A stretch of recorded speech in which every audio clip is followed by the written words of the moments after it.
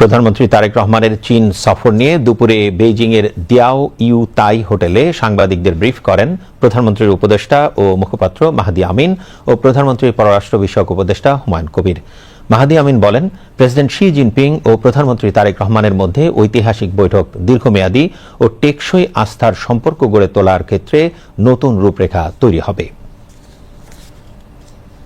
আমাদের আজকের যে আলোচনা হয়েছে প্রেসিডেন্টের সাথে আমাদের বাংলাদেশের মাননীয় প্রধানমন্ত্রীর, এখানে একটা বিষয় ক্লিয়ার যে আমাদের একটা নিউ ব্লুপ্রিন্ট হয়েছে ফর লং টার্ম সাস্টেইনড এবং trusted relation.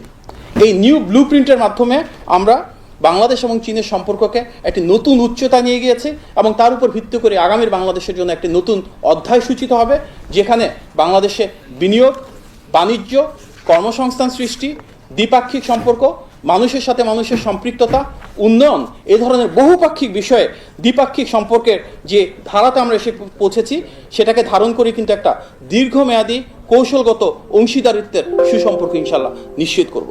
China will support the Prime Minister to lead the country towards prosperity. China is ready to align with Bangladesh's development.